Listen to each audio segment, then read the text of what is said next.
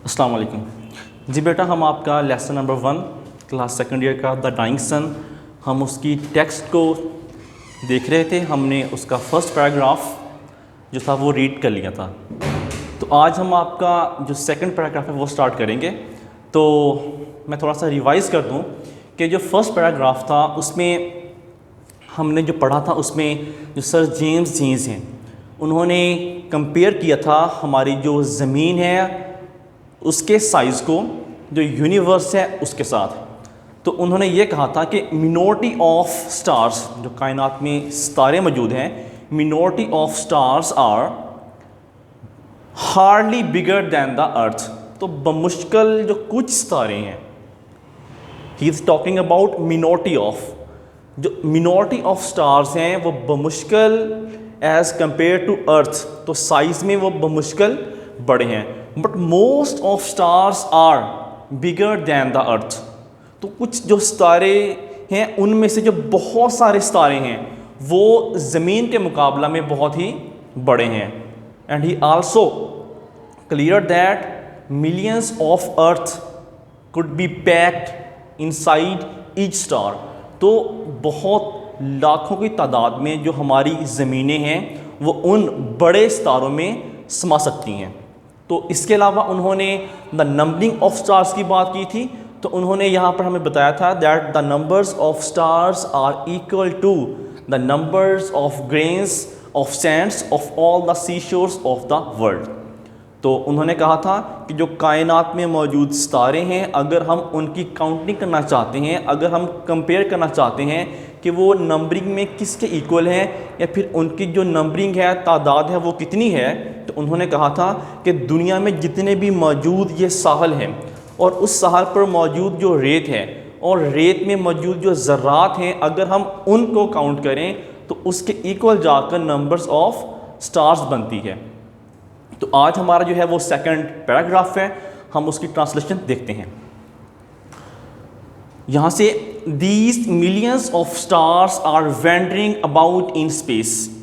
बात हो रही है स्टार्स की।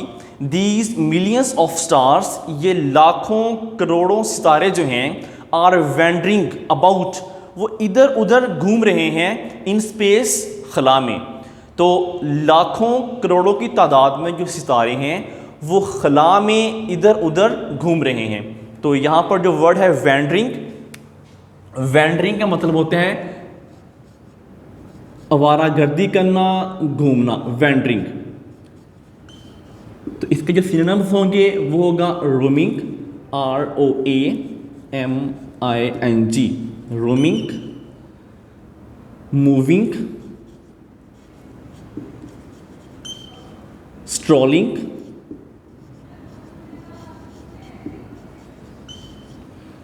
मुचिंग, MOOCHING, या फिर जॉन्टिंग, JAUNTING, जॉन्टिंग। तो the word roaming mean, moving mean, strolling mean, jaunting mean, mooching mean कि वो इधर उधर फिरना। तो यहाँ पर जो वर्ड यूज हुआ है आपके सेंटेंस में कि वेंडरिंग अबाउट, वेंडरिंग मीन आवारागर्दी करना। तो जो यहाँ पर वर्ड है about, about mean here and there. तो वेंडरिंग के साथ ही यूज हुआ है वर्ड वेंडरिंग अबाउट। तो यहाँ पर जो अबाउट मीन है वो क्या है, here and there, here and there. It means that these millions of stars are roaming, are moving, are jointing here and there in space. तो स्पेस के बारे में हमने लास्ट लेक्चर में डिस्कस किया था। स्पेस क्या है, मैं उसको रिवाइज करता हूँ। तो स्पेस के बारे में है कि space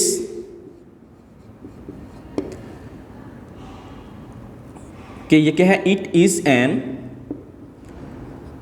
immense vacuum, it is an immense vacuum beyond the stars, which is dark and cold.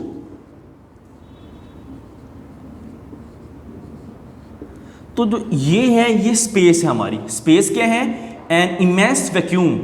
ये एक बड़ी खला है, बड़ी जगह है, बियॉन्ड द स्टार्स मीन सितारों से भी पीछे, सितारों से भी जो पीछे जगह है वो बहुत ही डार्क है, बहुत ही तारीक है और वो बहुत ही ठंडी है। तो उस चीज़ को बोलते हैं स्पेस। तो उस स्पेस में जो ये सितारे हैं ये इधर उधर अपने ऑर्बिट में सफ़र, अपने अपने रूट पर सफ़र पर गामजन है। आगे देखें, अ फ्यू फॉर्म ग्रुप्स, बेटा here the writer is talking about the stars. A few mean a few stars, a few form, कुछ जो सितारे हैं बनाते हैं ग्रुप्स, वो ग्रुप्स बनाते हैं विच जर्नी इन कंपनी, और जो वो ग्रुप्स हैं वो कंपनी की शक्ल में, वो ग्रुप्स की शक्ल में सफ़र करते हैं। मीन क्या है कि वो अकेले अकेले नहीं, जो कुछ सितारे हैं वो ग्रुप्स बनाकर ग्रुप्स की शक्ल में आगे मूव करते हैं, ट्रैवल करते हैं। तो देखिएगा, अ फ्यू फॉर्म, फॉर्म मीन होता है बनाना, फॉर्म मीन बनाना, मीन मेक, बिल्ड, इन्वेंट। बेटा एक नया वर्ड है आपके लिए, कंकॉक्ट, CONCOCT, कंकॉक्ट। कंकॉक्ट होता है कोई चीज़ बनाना, किसी चीज़ का मजमुआ। मैं एक छोटी सी एग्जांपल देता हूँ कि जो कंकॉक्ट है वो असल में कहाँ पर होता है वर्ड इस्तेमाल। यहाँ पर ये मीनिंग में आ रहा है किसी चीज़ के बनने में। कंकॉक्ट होता है मजमुआ मुख्तलिफ चीज़ों का, यानी कि एक मिक्सचर। एग्जाम्पल में हम घर में कोई खाना तैयार करते हैं जिसमें मिर्च अलग, नमक अलग, प्याज अलग, मुख्तलिफ सब्जियां अलग। तो जब हम उसको एक सब्ज़ी तैयार करते हैं, एक जब हंडिया बनती है तो वो क्या होता है, वो मुख्तलिफ चीज़ों का मिक्सचर होता है, तो उसको बोलते हैं कंकॉक्ट। तो यहाँ पर भी इसी मीनिंग में आएगा कि जो few stars make groups, few stars invent groups, या फिर फ्यू स्टार्स कंकॉक्ट ग्रुप्स। तो वो मुख्तलिफ जो सितारे हैं वो ग्रुप्स की शक्ल बनाते हैं, विच जर्नी इन ग्रुप्स, और जो वो ग्रुप्स हैं वो गैदरिंग में सफ़र करते हैं। यहाँ पर जो वर्ड आपके है जर्नी, उसका मीनिंग आएगा journey, JOURNEY। Journey mean move, travel, voyage. तो साथ में वर्ड था which move in groups. Groups mean class या फिर गैदरिंग, कि जो वो सितारे हैं कुछ वो इकट्ठे होकर एक मजमूए की शक्ल में आगे अपने अपने रास्ते पर सफ़र करते हैं। But most of them travel alone, लेकिन उन्हीं सितारों में से बहुत सारे सितारे ऐसे हैं जो कि तन्हा सफ़र करते हैं। Alone mean singly, alone mean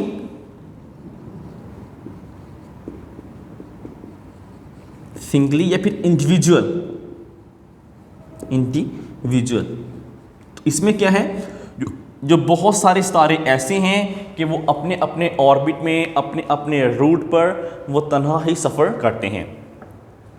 and they travel through a universe, और वो एक कायनात में सफ़र करते हैं। सो इमेंस, जो कि बहुत बड़ी है, that it is very very rare, कि ये बहुत ही मुश्किल है, even indeed for one star to come anywhere near to another. तो वो कह रहे हैं कि जो हर सितारा है वो तन्हा अपने अपने रास्ते पर, अपने अपने रूट पर गामजन है। तो ये बहुत ही मुश्किल है कि जो एक सितारा है वो दूसरे सितारे के पास आए। तो ये वो कह रहे हैं कि इम्पॉसिबल है। क्यों? क्योंकि जो हर सितारा है वो अपने अपने रास्ते पर कायनात में अपने अपने रूट पर लगा हुआ है, अपने अपने रूट पर वो सफ़र कर रहा है। तो बेटा यहाँ पर वर्ड है यूनिवर्स, तो इसके बारे में देख लें कि यूनिवर्स क्या है। यूनिवर्स बेटा मीन कॉस्मोस। बेटा कॉस्मोस बोलते हैं कायनात को। बेटा कि फिजिक्स की एक टर्म है कॉस्मोलॉजी, कॉस्मोलॉजी। तो कॉस्मोलॉजी क्या होता है? बेटा कॉस्मोलॉजी के बारे में सिंपल आपको मैं देता हूँ डाटा कि द information about stars, planets, galaxy,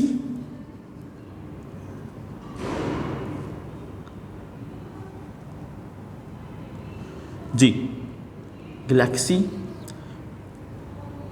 इसमें हम मज़ीद बात कर लें आपका हमने देखा स्टार्स, प्लैनेट्स, गैलेक्सीज, इसमें आपके सैटेलाइट्स हैं या फिर और सितारे हैं। तो जो ये हैं इसके बारे में जो इल्म है वो होता है कॉस्मोलॉजी। जो कॉस्मोलॉजी है बेटा ये एक वसी एक फील्ड है, एक अलग से एक ये ब्रांच है फिज़िक्स की। तो इस पर बहुत सारे जो साइंटिस्ट हैं उन्होंने अपनी अपनी थ्योरीज पेश की हैं। तो जो सिंपल बात ये है एक कॉस्मोलॉजी क्या है, मीन यूनिवर्स, मीन कॉस्मोस। तो जो कॉस्मोस है derived from the term of physics cosmology. Cosmology क्या है तो सितारों के बारे में, सियारों के बारे में, जितने भी आसमानी फल्कियाती जो और चीज़ें हैं उनके बारे में जो इल्म है वो कॉस्मोलॉजी कहलाता है। नेक्स्ट है for the most part each star makes its voyage in complete loneliness. For the most part each star, तो यहाँ पर वो ये कह रहे हैं कि बहुत सारे सितारे ऐसे हैं जो कि अपना जो सफ़र है अपने अपने रूट में वो तन्हा ही उसको मुकम्मल करते हैं। लफ्ज़ है लोनलीनेस, मीन तन्हाई में, mean isolation, isolation. Loneliness mean isolation या फिर सेपरेशन, सेपरेशन। बट एक नया वर्ड होगा आपके लिए अलूफनेस, ALOOF, अलूफनेस। अलूफनेस बोलते हैं अलहदगी में, तन्हाई में। तो यहाँ पर जो राइटर है वो ये कह रहे हैं कि बहुत सारे सितारे ऐसे हैं जो कि अपना जो सफ़र है वो तन्हाई में, अलहदगी में मुकम्मल करते हैं।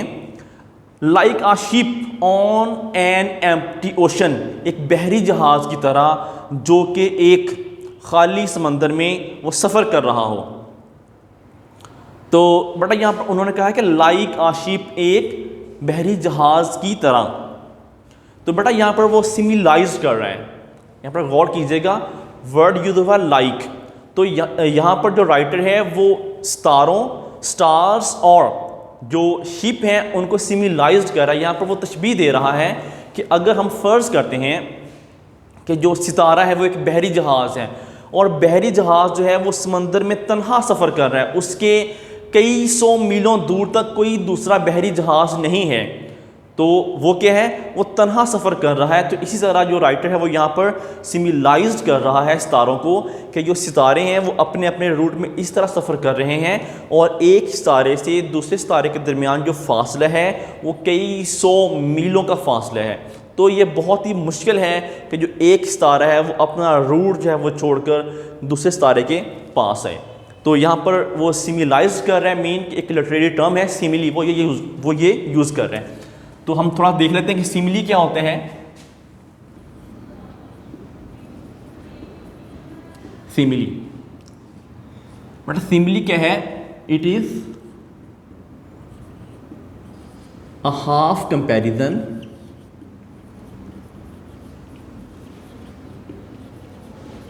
Between two dissimilar things।